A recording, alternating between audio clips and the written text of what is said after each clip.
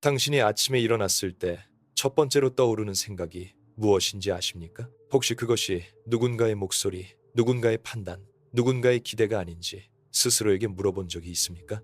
우리는 종종 우리 자신의 생각을 하고 있다고 믿지만 실제로는 다른 사람의 그림자 속에서 살아가고 있을 수 있습니다. 칼 융은 인간의 무의식 깊은 곳에 숨겨진 그림자에 대해 이야기했습니다. 그 그림자는 우리가 인정하고 싶지 않은 부분, 우리가 억압한 감정과 욕망들로 이루어져 있습니다. 그런데 나르시스트는 바로 이 그림자를 무기로 사용합니다. 그들은 당신의 가장 깊은 불안을 읽어내고 당신의 취약점을 찾아내며 그것을 교묘하게 조종합니다. 마치 거울처럼 당신이 보고 싶어하는 모습을 처음에는 반사해주다가 점차 그 거울을 왜곡시켜 당신이 스스로를 의심하게 만듭니다. 오늘 우리는 나르시시스트가 어떻게 당신의 삶을 지배하는지, 그리고 칼 융의 심리학적 관점에서 이것이 무엇을 의미하는지 깊이 탐구해 보겠습니다. 이 영상이 도움이 되셨다면 구독 버튼을 눌러주시고 알림을 설정해 주세요. 당신의 정신 건강을 지키는 여정에 함께하겠습니다. 이 채널을 찾아주신 모든 분들께 진심으로 감사드립니다. 당신이 여기 있다는 것은 이미 변화를 향한 첫걸음을 내디뎠다는 의미입니다.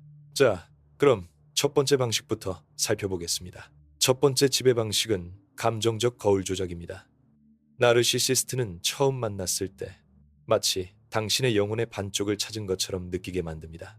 그들은 당신의 말을 경청하는 척하고 당신의 꿈을 이해하는 척하며 당신이 평생 찾아왔던 이해자인 척합니다.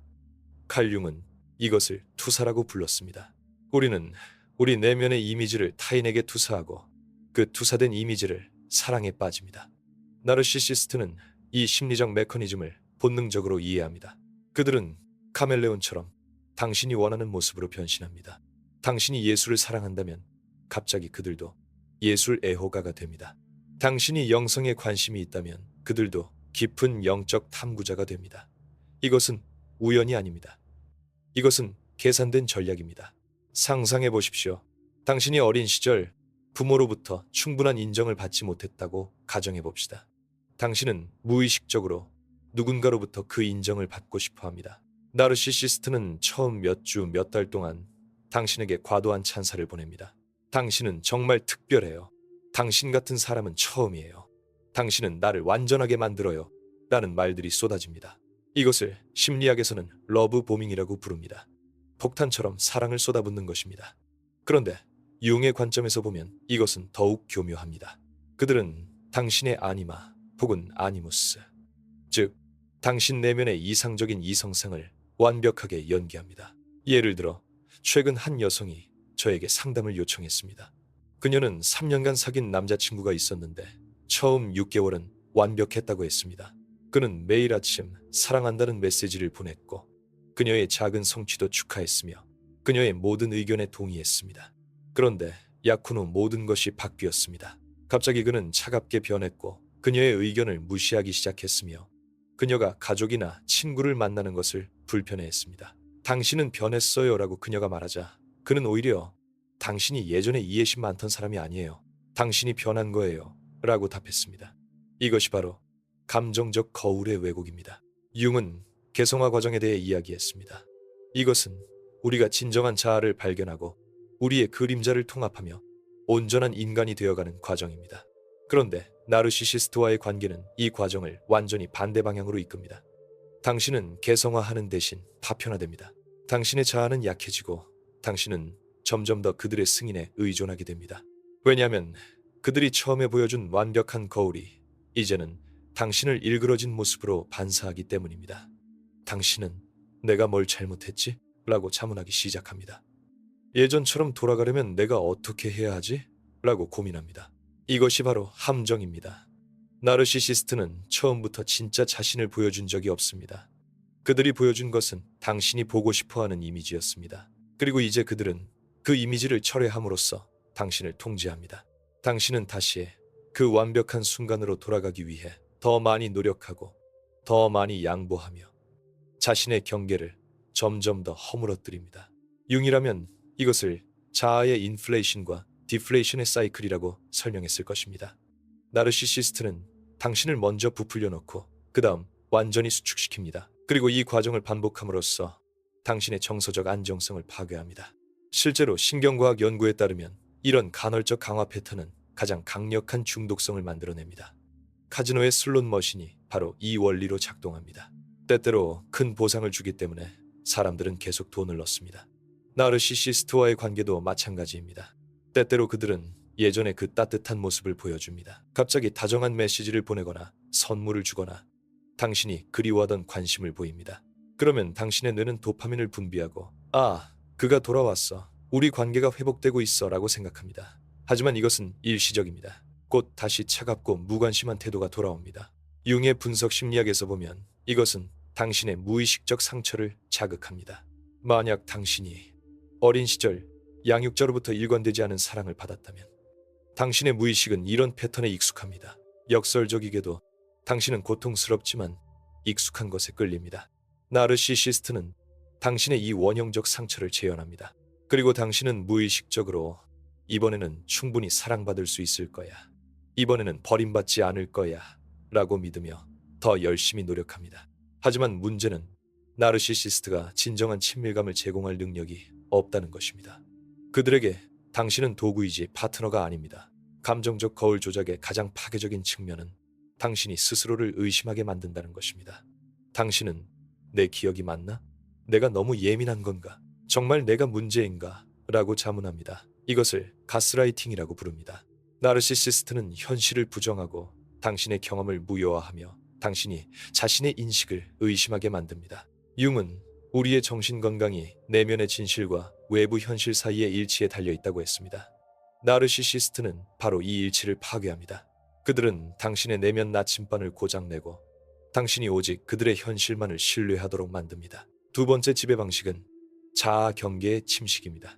융은 자아가 건강하게 발달하기 위해서는 명확한 경계가 필요하다고 강조했습니다. 우리는 어디서 내가 끝나고 타인이 시작되는지 알아야 합니다. 나르시시스트는 체계적으로 이 경계를 허물어뜨립니다. 그들은 당신의 개인적 공간, 시간, 감정, 생각에 침투합니다. 처음에는 친밀감처럼 느껴집니다. 우리는 하나야. 우리는 서로를 완전히 이해해. 라는 말들이 낭만적으로 들립니다. 하지만 실제로 일어나는 것은 당신의 정체성이 그들에게 흡수되는 것입니다. 예를 들어 당신이 저녁에 친구들을 만나고 싶다고 말하면 나르시시스트는 상처받은 표정을 짓습니다. 나는 당신과 시간을 보내고 싶은데 당신은 친구들이 더 중요한가 봐요. 이것은 직접적인 금지가 아닙니다. 그래서 더 교묘합니다. 그들은 죄책감을 사용합니다. 당신은 친구를 만나러 가더라도 온전히 즐기지 못합니다. 계속 그들이 상처받았을 생각이 머릿속을 맴돕니다. 결국 당신은 친구들을 덜 만나게 됩니다. 그리고 당신의 사회적 네트워크는 점점 축소됩니다. 융의 개성화 이론에서 보면 우리는 다양한 관계 속에서 자아의 다른 측면들을 발달시킵니다. 친구들과는 유머러스한 자신을, 가족과는 돌보는 자신을, 동료들과는 전문적인 자신을 표현합니다. 이 모든 측면이 통합되어 온전한 자아를 형성합니다. 그런데 나르시시스트는 당신의 세계를 그들로만 채우려고 합니다.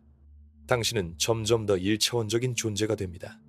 오직 그들과의 관계에서만 정의되는 존재가 됩니다. 이것은 마치 나무가 뿌리를 잘리는 것과 같습니다. 당신의 뿌리는 친구, 가족, 취미, 열정, 개인적 목표입니다. 나르시시스트는 하나하나 이 뿌리를 자릅니다. 당신 어머니는 우리 관계를 이해하지 못해요. 당신 친구들은 당신에게 좋은 영향을 주지 않아요. 그 취미에 그렇게 많은 시간을 쓰는 건 시간 낭비예요. 그들은 항상 합리적인 이유를 댑니다. 그래서 당신은 그들이 옳다고 생각하기 시작합니다. 그리고 스스로 고립을 선택합니다. 최근 한 남성 내담자는 5년간의 결혼 생활 후 자신이 누구인지 모르겠다고 했습니다. 그의 아내는 그의 옷차림, 음식 선택, 심지어 취침 시간까지 통제했습니다. 처음에는 당신 건강을 위해서라며 설탕 섭취를 제한했습니다. 그 다음에는 당신이 더 전문적으로 보이게 라며 옷장을 완전히 바꿨습니다. 그리고 우리가 함께 시간을 보낼 수 있게 라며 그의 주말 축구 모임을 그만두게 했습니다. 각각의 변화는 사랑과 배려로 포장되었습니다. 하지만 결과적으로 그는 완전히 자신을 잃어버렸습니다. 융은 페르소나와 자아를 구분했습니다.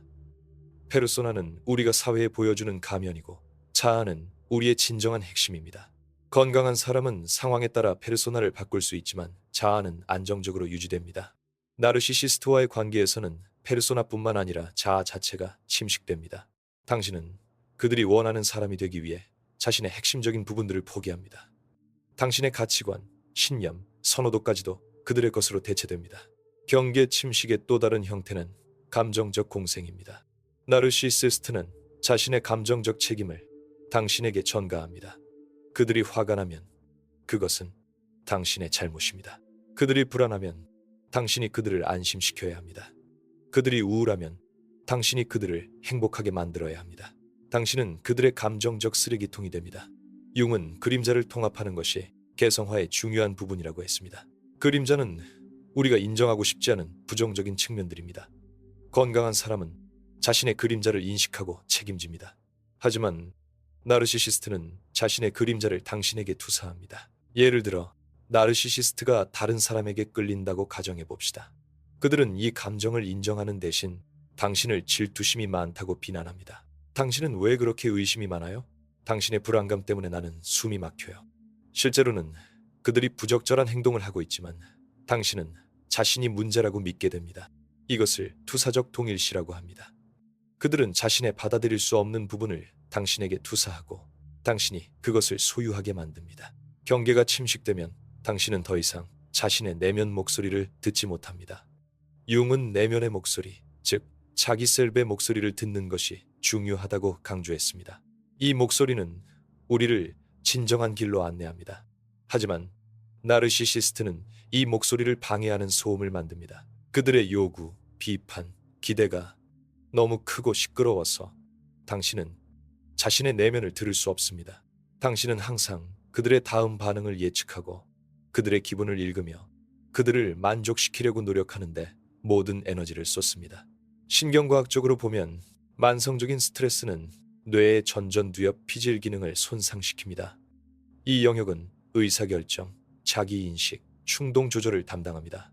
나르시시스트와의 관계는 만성적 스트레스 상태를 만듭니다. 당신은 끊임없이 경계 상태에 있고 다음 폭발이나 비난을 예상하며 살아갑니다. 이것은 당신의 인지 기능을 약화시키고 명확하게 생각하고 건강한 결정을 내리는 능력을 감소시킵니다. 결과적으로 당신은 더욱 그들에게 의존하게 됩니다. 경계 침식의 가장 위험한 결과는 정체성의 상실입니다. 당신은 더 이상 당신이 누구인지, 무엇을 원하는지, 무엇을 느끼는지 모릅니다. 누군가 당신은 어떤 영화를 보고 싶어요? 라고 물으면 당신은 자동적으로 상관없어요 라고 답합니다. 왜냐하면 당신은 너무 오랫동안 자신의 선호도가 중요하지 않다고 배웠기 때문입니다. 융은 이것을 자아의 인플레이션의 반대, 즉 디플레이션이라고 불렀을 것입니다. 당신의 자아는 너무 작아져서 거의 사라질 지경이 됩니다. 세 번째 지배 방식은 현실 왜곡과 가스라이팅입니다. 이것은 아마도 나르시시스트가 사용하는 가장 파괴적인 전술일 것입니다. 융은 정신건강이 내면의 심리적 현실과 외부의 객관적 현실 사이의 균형에 달려 있다고 믿었습니다. 나르시시스트는 이 균형을 완전히 파괴합니다. 그들은 당신이 경험한 것을 부정하고 당신의 기억을 의심하게 만들며 당신의 인식을 무효화합니다. 결과적으로 당신은 현실에 대한 신뢰를 잃고 오직 그들의 버전만을 진실로 받아들이게 됩니다. 가스라이팅이라는 용어는 1944년 영화 가스 등에서 유래했습니다. 영화에서 남편은 집에 가스등을 어둡게 만들고 아내가 불이 어두워졌어요 라고 말하면 당신 상상이에요. 아무 변화도 없어요 라고 답합니다. 반복적으로 이런 일이 일어나자 아내는 자신의 정신이 이상해진 것인지 의심하기 시작합니다. 현대의 나르시시스트들은 훨씬 더 교묘한 방법으로 이것을 실행합니다. 당신이 나르시시스트에게 상처받은 일에 대해 이야기한다고 가정해 봅시다. 지난주에 당신이 내 친구들 앞에서 나를 모욕했어요. 정말 창피했어요. 나르시시스트의 대응은 다양할 수 있습니다. 그런 일은 없었어요. 당신이 잘못 기억하고 있어요. 혹은 나는 농담을 했을 뿐이에요. 당신은 유머 감각이 없네요. 또는 당신이 먼저 나를 화나게 했잖아요. 내가 그렇게 반응한 건 당신 때문이에요. 어떤 경우든 결과는 같습니다. 당신의 경험은 무효화되고 책임은 당신에게 전가됩니다. 융의 관점에서 보면 이것은 당신의 자기 셀프와의 연결을 끊어놓습니다. 자기는 우리 무의식의 중심이며 우리의 진실과 지혜의 원천입니다. 우리가 자기의 목소리를 들을 때 우리는 무엇이 옳고 그른지 압니다. 우리는 내면의 나침반을 가지고 있습니다. 하지만 가스라이팅은 이 나침반을 고장냅니다. 당신은 더 이상 자신의 내면 지침을 신뢰하지 못합니다. 내가 과민 반응하는 건가? 내 기억이 틀린 건가? 내가 현실을 잘못 보고 있는 건가? 라는 의문이 끊임없이 떠오릅니다. 최근 연구에 따르면 장기적인 가스라이팅은 실제로 뇌의 구조를 변화시킬 수 있습니다. 해마는 기억 형성을 담당하는데 만성적 스트레스와 혼란은 해마를 손상시킵니다. 이것은 악순환을 만듭니다. 당신의 기억이 실제로 덜 명확해지면 나르시시스트가 당신 기억력이 정말 형편없네요 라고 말할 때 당신은 그것이 사실이라고 믿게 됩니다. 당신의 자신감은 더욱 무너지고 당신은 더욱 그들의 현실 버전에 의존하게 됩니다. 가스라이팅의 또 다른 형태는 감정 무효화입니다. 당신이 나는 외로워요 라고 말하면 나르시시스트는 외로울 이유가 없잖아요. 나는 여기 있고 당신은 이렇게 좋은 집도 있고요. 당신은 너무 불평이 많아요 라고 답합니다. 당신의 감정은 비논리적이고 근거 없으며 심지어 잘못되었다고 치부됩니다. 융은 감정이 무의식으로부터 오는 중요한 메시지라고 강조했습니다. 감정은 우리에게 무언가 중요한 것을 말해주려고 합니다. 외로움은 아마도 진정한 연결의 부재를 알려주는 신호일 것입니다. 하지만 나르시시스트는 이 신호를 무시하게 만듭니다. 시간이 지나면서 당신은 자신의 감정을 불신하기 시작합니다. 당신은 내가 너무 예민한 건가? 내가 문제를 만들어내고 있는 건가? 라고 자문합니다. 당신은 자신의 감정을 억압하기 시작합니다. 융은 억압된 감정은 사라지지 않는다고 경고했습니다. 그것들은 무의식 속에 축적되고 그림자의 일부가 됩니다. 결국 이것들은 우울증, 불안, 신체 증상 혹은 폭발적인 감정 분출로 나타납니다. 가스라이팅은 또한 고립을 강화합니다. 당신이 친구나 가족에게 관계의 문제를 이야기하려고 하면 나르시시스트는 이미 그들에게 다른 이야기를 했을 수 있습니다. 그녀는 요즘 정신적으로 불안정해요. 사소한 일에도 과민 반응하고 존재하지도 않는 문제를 만들어내요. 저는 정말 걱정돼요. 이제 당신이 도움을 청하면 사람들은 당신을 의심의 눈초리로 봅니다. 혹시 그가 말한 게 맞는 건 아닐까? 당신은 더욱 고립되고 더욱 혼란스러워집니다. 융은 집단 무의식과 원형에 대해 이야기했습니다. 우리 모두는 특정 원형적 이야기를 공유합니다. 그중 하나는 진실과 거짓의 투쟁입니다. 동화와 신화에서 우리는 종종 거짓말쟁이나 속임수꾼, 원형을 봅니다. 나르시시스트는 현대의 속임수꾼입니다. 그들은 현실을 조작하고 진실을 왜곡하며 흑백을 바꿔놓습니다. 그리고 이 과정에서 당신은 영웅의 여정을 거꾸로 걷게 됩니다. 영웅은 진실을 발견하고 성장하지만 나르시시스트의 희생자는 진실을 잃고 축소됩니다. 가스라이팅에서 벗어나는 것은 어렵습니다. 왜냐하면 그것은 당신의 현실 인식의 토대 자체를 흔들기 때문입니다. 당신이 무엇이 진짜인지 확신하지 못할 때 당신은 행동을 취하기 어렵습니다. 만약 내가 틀렸다면, 만약 내가 과민 반응하는 거라면, 만약 정말로 내 잘못이라면 이런 의문들이 당신을 마비시킵니다. 이것이 바로 가스라이팅의 목적입니다. 당신을 행동 불능 상태로 만들어 그들의 통제 아래 유지하는 것입니다. 이 채널이 도움이 되고 있다면 댓글로 여러분의 생각을 공유해 주세요. 여러분의 이야기는 같은 어려움을 겪고 있는 다른 분들에게 큰 힘이 됩니다. 그리고 구독을 통해 더 많은 통찰을 받아보세요. 네 번째 지배 방식은 트라우마 본딩과 간헐적 강화입니다. 이것은 심리학적으로 가장 강력한 중독 메커니즘 중 하나입니다. 융은 우리의 무의식이 반복 강박을 가지고 있다고 설명했습니다. 우리는 해결되지 않은 트라우마를 무의식적으로 재현하려고 합니다. 이것은 마치 우리의 정신이 이번에는 다른 결과를 만들어낼 수 있을 거야 라고 믿는 것과 같습니다. 나르시시스트는 본능적으로 이것을 이용합니다. 그들은 당신의 과거 상처를 재활성화시키고 그 다음 간헐적으로 치유의 환상을 제공합니다. 트라우마 본딩이란 학대와 애정이 교대로 나타나는 관계에서 형성되는 강력한 감정적 유대입니다. 당신이 학대받고 그 다음 사랑받고 다시 학대받고 다시 사랑받는 사이클을 반복하면 당신의 뇌는 이 관계를 생존과 연결짓기 시작합니다. 이것은 스톡홀름 증후군과 유사합니다. 인질이 자신을 인질로 잡은 사람과 유대감을 형성하는 현상입니다. 왜냐하면 그 사람이 때때로 친절을 베풀기 때문입니다. 융의 원형 이론으로 보면 나르시시스트는 당신의 원형적 부모 이미지를 활성화합니다. 만약 당신의 어린 시절 부모가 예측 불가능했다면, 때로는 따뜻하고 때로는 차갑다면, 당신의 무의식은 이 패턴을 사랑으로 인식합니다. 역설적이게도 안정적이고 지속적인 애정은 당신에게 낯설게 느껴질 수 있습니다. 반면 나르시시스트의 불안정한 애정은 익숙하고, 따라서 어떤 의미에서 편안합니다. 당신의 무의식은 이것이 진짜 사랑이야, 왜냐하면 이것이 내가 아는 사랑이니까 라고 말합니다. 간헐적 강화는 행동심리학의 개념입니다. 실험에서 쥐에게 레버를 누를 때마다 먹이를 주면 쥐는 배부르면 레버 누르기를 멈춥니다. 하지만 무작위로 때때로만 먹이를 주면 쥐는 훨씬 더 오래, 더 집착적으로 레버를 누릅니다. 이것이 도박 중독의 메커니즘이고 나르시시스트 관계의 메커니즘이기도 합니다. 당신은 예측할 수 없습니다. 언제 그들이 따뜻할지, 언제 차갑게 대할지 모릅니다. 그래서 당신은 계속 시도합니다. 만약 내가 이렇게 하면, 만약 저렇게 하면, 어떻게 하면 그들이 다시 사랑스러워질까? 한 여성 내담자는 남편과의 10년 결혼 생활을 이렇게 묘사했습니다. 일주일 동안 그는 완전히 무시합니다. 내가 말을 걸어도 대답하지 않고 마치 내가 투명인간인 것처럼 행동합니다. 나는 미칠 것 같습니다. 내가 뭘 잘못했는지 계속 생각하고 어떻게 하면 그의 관심을 다시 받을 수 있을지 고민합니다. 그러다 갑자기 어느 날 그는 꽃을 사오고 저녁을 준비하고 나를 안으며 당신을 사랑해라고 말합니다. 그 순간 모든 고통이 사라집니다. 나는 그래, 그가 날 사랑하는구나, 내가 너무 예민했던 거야 라고 생각합니다. 하지만 이틀 후 다시 침묵이 시작됩니다. 융은 이것을 아니마와 아니무스의 투사로 설명할 수 있을 것입니다. 여성의 무의식 속 남성상인 아니무스, 혹은 남성의 무의식 속 여성상인 아니마는 이상화된 이미지입니다. 나르시시스트는 처음에 이 이상적 이미지를 완벽하게 구현합니다. 하지만 이것은 지속 가능하지 않습니다.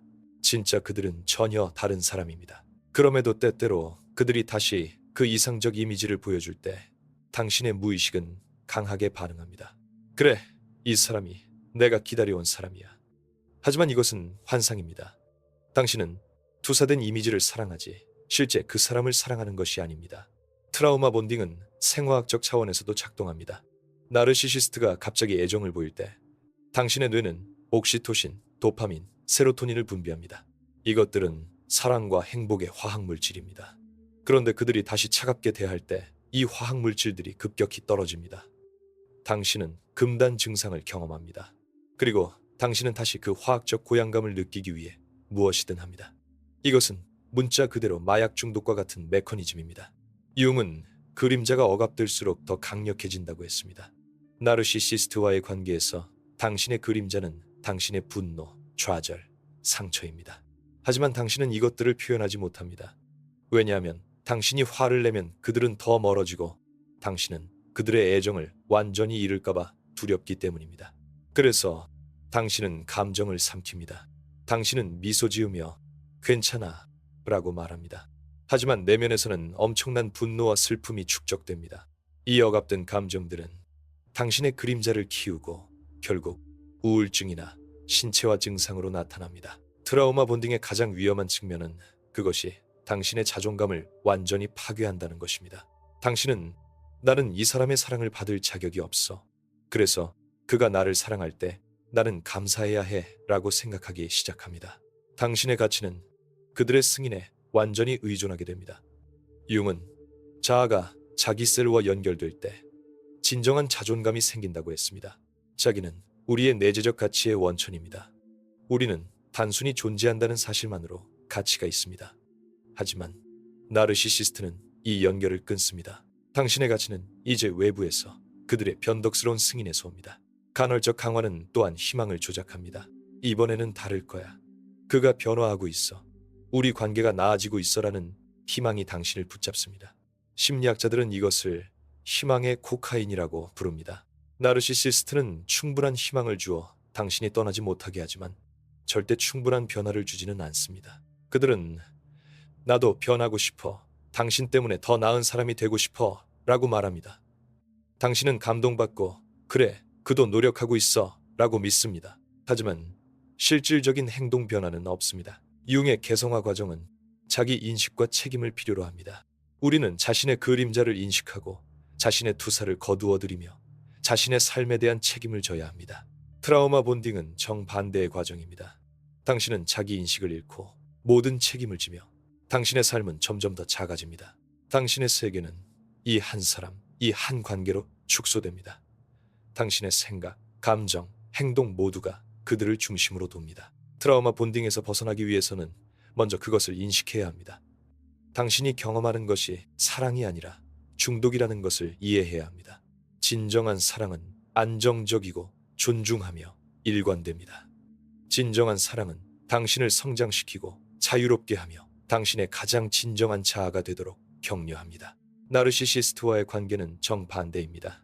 그것은 불안정하고 모욕적이며 일관성이 없습니다. 그것은 당신을 축소시키고 가두며 거짓된 자아를 만들도록 강요합니다. 다섯 번째이자 마지막 지배 방식은 투사적 비난과 희생양 만들기입니다. 융은 투사가 무의식의 핵심 메커니즘이라고 설명했습니다. 우리는 우리 내면에 인정받지 못한 부분들을 타인에게 투사합니다. 건강한 사람은 결국 이 투사를 인식하고 거두어들입니다. 아, 내가 그 사람에게서 본 것은 실제로 내 안에 있는 것이었구나. 하지만 나르시시스트는 절대 이 작업을 하지 않습니다. 대신 그들은 투사를 무기로 사용합니다. 그들의 모든 부정적인 특성, 실패, 부적절함을 당신에게 투사하고 당신을 모든 문제의 원인으로 만듭니다. 나르시시스트는 자신의 불완전함을 견딜 수 없습니다. 융은 이것을 자아의 프레질리티라고 설명했을 것입니다. 나르시시스트의 화려한 외관 아래에는 극도로 취약한 자아가 있습니다. 그들은 자신의 결함을 인정하는 순간 완전히 무너질 것 같은 두려움을 가지고 있습니다. 그래서 그들은 방어 메커니즘을 발달시킵니다. 그들의 모든 부정적인 면을 외부로 당신에게 투사하는 것입니다. 예를 들어 나르시시스트가 직장에서 실패했다고 가정해 봅시다. 건강한 사람이라면 내가 충분히 준비하지 못했구나. 다음에는 다르게 접근해야겠어 라고 생각합니다. 하지만 나르시시스트는 당신 때문이야. 당신이 어젯밤 나를 스트레스 받게 해서 집중할 수 없었어. 당신이 나를 지지하지 않아서 자신감이 없었어 라고 말합니다. 모든 책임이 당신에게 전가됩니다. 처음에는 당신도 말도 안 돼 라고 생각합니다. 하지만 이것이 반복되고 반복되면 당신은 의심하기 시작합니다. 혹시 정말 내 잘못인가? 융의 그림자 개념은 여기서 핵심입니다. 그림자는 우리가 인정하고 싶지 않은 부분입니다. 우리의 이기심, 질투심, 분노, 게으름 등입니다. 건강한 개성화 과정에서 우리는 그림자를 의식으로 가져와 통합합니다. 그래, 나도 때로는 이기적이야. 그것도 나의 일부야. 이렇게 인정하면 그림자는 힘을 잃고 우리는 더 완전한 인간이 됩니다. 하지만 나르시시스트는 그림자를 완전히 부정합니다. 그리고 그것을 당신에게 던집니다. 당신은 정말 이기적이에요. 당신은 공감 능력이 없어요. 당신은 나를 조종하려고 해요. 아이러니하게도 이 모든 특성들은 나르시시스트 자신의 것입니다. 심리학에서는 이것을 투사적 동일시라고 부릅니다. 그들은 자신의 받아들일 수 없는 특성을 당신에게 투사하고 그 다음 당신을 그 특성 때문에 비난합니다. 시간이 지나면서 당신은 이 투사를 내면화하기 시작합니다. 맞아, 나는 이기적이야. 나는 공감 능력이 부족해. 나는 조종적이야. 당신의 자아상은 점점 더 부정적으로 변합니다. 희생양 만들기는 가족 시스템에서 흔히 나타나는 역학입니다. 기능장애 가족에서는 한 사람이 모든 문제의 원인으로 지목됩니다. 나르시시스트는 당신을 그들 삶의 희생양으로 만듭니다. 당신 때문에 내 인생이 엉망이야. 당신이 없었다면 나는 훨씬 더 성공했을 거야. 당신이 나를 불행하게 만들어. 융은 이것을 투사의 극단적 형태라고 볼 것입니다. 나르시시스트는 자신의 삶에 대한 모든 책임을 거부하고 그 책임을 당신에게 떠넘깁니다. 이것은 당신에게 엄청난 죄책감을 만듭니다. 당신은 내가 더 잘해야 해. 내가 변해야 해. 내가 그를 행복하게 만들어야 해라고 생각합니다. 당신은 가능한 모든 것을 시도합니다. 더 참을성 있게, 더 이해심 있게, 더 지지적이게 되려고 노력합니다. 하지만 아무것도 충분하지 않습니다. 왜냐하면 문제는 당신이 아니기 때문입니다. 문제는 그들의 내면에 있습니다. 하지만 그들은 절대 이것을 인정하지 않습니다. 융은 프로젝션의 회수가 개성화의 중요한 단계라고 했습니다. 우리는 우리가 타인에게 투사한 것들을 인식하고 거두어들여야 합니다. 내가 저 사람에게서 싫어하는 것이 실은 내 안에도 있구나. 이것은 겸손과 자기 인식을 필요로 합니다. 나르시시스트는 이 능력이 없습니다. 그들은 영원히 외부를 비난하며 살아갑니다. 그리고 당신이 그들과 가까이 있는 한 당신은 그들의 주요 비난 대상입니다. 최근 한 남성은 20년 결혼 생활에 대해 이야기했습니다. 아내는 우리 결혼의 모든 문제가 나 때문이라고 했습니다. 경제적 어려움은 내가 충분히 벌지 못해서, 아이들의 문제는 내가 나쁜 아버지여서, 그녀의 우울증은 내가 지지적이지 않아서라고 했습니다. 나는 모든 것을 개선하려고 노력했습니다. 더 오래 일하고 아이들과 더 많은 시간을 보내고 그녀의 모든 요구를 들어주려고 했습니다. 하지만 항상 뭔가 부족했습니다. 항상 새로운 비난이 나왔습니다. 결국 나는 완전히 지쳐 우울증에 빠졌고, 그때 그녀는 당신의 우울증 때문에 나는 더 이상 견딜 수 없어 라고 말했습니다. 이것이 희생양의 역학입니다. 당신은 절대 이길 수 없는 게임을 하고 있습니다. 왜냐하면 규칙이 계속 바뀌기 때문입니다. 당신이 A를 개선하면 갑자기 B가 문제가 됩니다. B를 해결하면 C가 나타납니다. 진짜 목표는 당신이 실제로 문제를 해결하는 것이 아닙니다.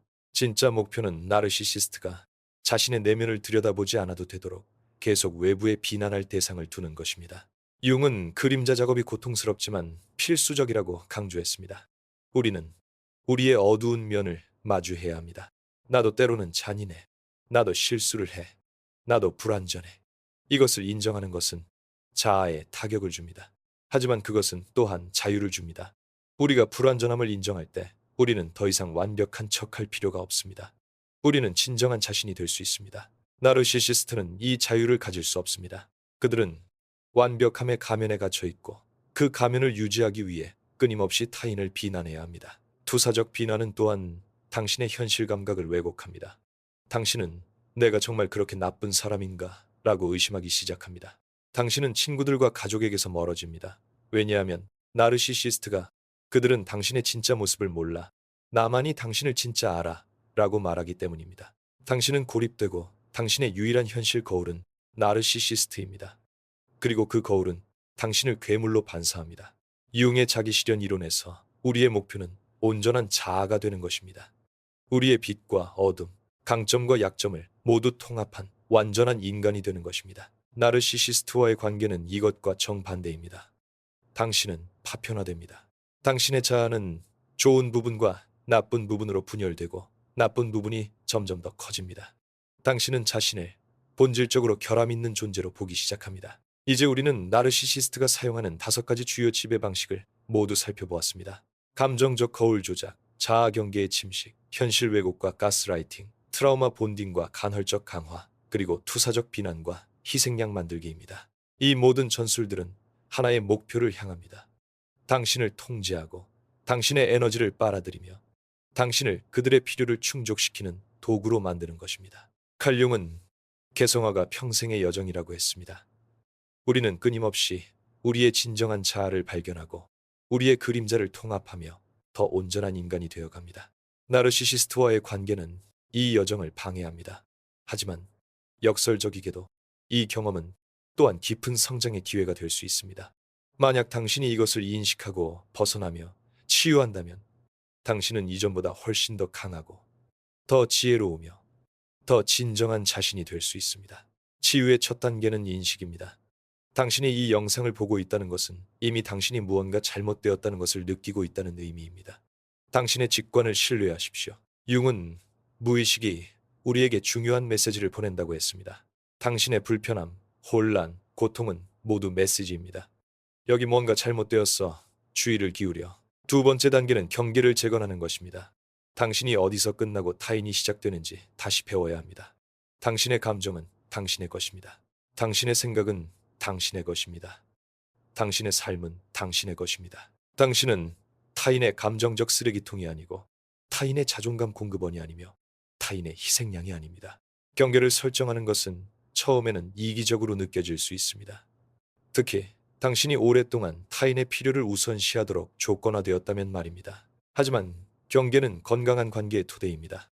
세 번째 단계는 당신의 현실을 되찾는 것입니다. 당신의 기억을 신뢰하십시오. 당신의 감정을 신뢰하십시오. 당신의 인식을 신뢰하십시오. 만약 무언가 잘못되었다고 느껴진다면 아마도 잘못된 것입니다. 일기를 쓰는 것이 도움이 될 수 있습니다. 사건들을 기록하십시오. 그러면 나중에 나르시시스트가 그런 일은 없었어 라고 말할 때 당신은 증거를 가지고 있습니다. 신뢰할 수 있는 친구나 가족과 이야기하십시오. 그들의 관점은 당신이 현실을 확인하는 데 도움이 됩니다. 네 번째 단계는 전문적인 도움을 구하는 것입니다. 나르시시스트 학대로부터의 회복은 복잡합니다. 트라우마, 자존감 문제, 신뢰 문제, 그리고 종종 PTSD 증상이 포함됩니다. 나르시시스트 학대를 전문으로 하는 치료사는 이 여정에서 귀중한 안내자가 될 수 있습니다. 그들은 당신이 패턴을 이해하고 트라우마를 처리하며 건강한 관계 기술을 배우도록 도울 수 있습니다. 다섯 번째 단계는 자기 연민입니다. 당신은 자신을 비난할 수 있습니다. 어떻게 내가 이런 일을 허용했을까? 왜 나는 진작 떠나지 않았을까? 하지만 이해하십시오. 나르시시스트는 전문가입니다. 그들은 평생 이 기술을 연마해왔습니다. 당신이 그들의 전술에 빠진 것은 당신의 잘못이 아닙니다. 그것은 당신이 사랑할 수 있고 신뢰할 수 있으며 선을 믿는다는 증거입니다. 이것들은 아름다운 특성입니다. 단지 잘못된 사람에게 주어졌을 뿐입니다. 융은 상처받은 치유자의 원형에 대해 이야기했습니다. 우리의 가장 깊은 상처는 종종 우리의 가장 큰 선물이 됩니다. 당신이 이 경험을 통과하고 치유한다면 당신은 다른 사람들을 도울 수 있는 지혜와 연민을 가지게 됩니다. 당신의 고통은 헛되지 않습니다. 그것은 변화와 성장의 씨앗을 품고 있습니다. 마지막으로 희망을 가지십시오. 지금은 어둡고 혼란스러울 수 있습니다. 당신은 길을 잃고 지치고 절망적으로 느낄 수 있습니다. 하지만 출구가 있습니다. 치유가 가능합니다. 수많은 사람들이 나르시시스트 관계에서 벗어나 행복하고 건강한 삶을 재건했습니다. 당신도 할 수 있습니다. 하루하루 한 걸음씩 당신은 당신의 힘을 되찾을 수 있습니다. 당신의 목소리를 되찾을 수 있습니다. 당신의 삶을 되찾을 수 있습니다. 용의 말을 빌리자면 나는 빛이 아니라 어둠도 아니지만 둘 다입니다. 우리는 완벽하지 않습니다. 우리는 빛과 어둠, 강점과 약점을 모두 가진 복잡한 존재입니다. 그리고 그것이 괜찮습니다. 사실 그것이 아름답습니다. 당신의 완전한 자아를 포용하십시오. 당신의 불완전함을 사랑하십시오. 왜냐하면 바로 그 불완전함이 당신을 인간으로 만들기 때문입니다. 이 영상이 도움이 되셨다면 좋아요를 눌러주시고 구독해주세요. 댓글로 여러분의 생각과 경험을 공유해주세요. 여러분의 이야기는 중요하고 여러분의 목소리는 들릴 가치가 있습니다. 혼자가 아니라는 것을 기억하십시오. 전 세계 수백만 명의 사람들이 비슷한 경험을 했고 많은 사람들이 치유하고 번성하고 있습니다. 당신도 그중 한 명이 될 수 있습니다. 알림을 켜두시면 새로운 영상이 올라올 때마다 알림을 받으실 수 있습니다. 우리는 계속해서 정신 건강, 관계, 자기 발견에 관한 콘텐츠를 제공할 것입니다. 여러분의 치유와 성장의 여정에 함께하게 되어 영광입니다. 마지막으로 만약 당신이 지금 위험한 상황에 있다면 즉시 도움을 구하십시오. 가정폭력 핫라인, 경찰, 신뢰할 수 있는 친구나 가족에게 연락하십시오. 당신의 안전이 가장 중요합니다. 어떤 관계도 당신의 안전이나 생명보다 중요하지 않습니다. 당신은 사랑받을 자격이 있습니다. 진정한, 건강한, 존중하는 사랑을 받을 자격이 있습니다. 당신은 행복할 자격이 있습니다. 당신은 평화를 누릴 자격이 있습니다. 그리고 무엇보다도 당신은 온전히 당신 자신이 될 자격이 있습니다. 가면 없이, 두려움 없이, 조건 없이 말입니다. 융은 당신의 비전은 당신이 당신의 마음을 들여다볼 때만 명확해집니다 라고 말했습니다. 지금이 바로 그 시간입니다. 내면을 들여다보고 진실을 마주하며 치유의 여정을 시작할 시간입니다. 그것은 쉽지 않을 것입니다. 하지만 그것은 가치가 있을 것입니다. 왜냐하면 그 여정의 끝에서 당신은 진정한 자신을 발견할 것이기 때문입니다. 감사합니다. 당신의 용기에, 당신의 힘에, 그리고 당신이 여기 있다는 사실에 감사합니다. 다음 영상에서 만나요. 그때까지 자신을 돌보시고 친절하시며 무엇보다도 자신에게 진실하십시오.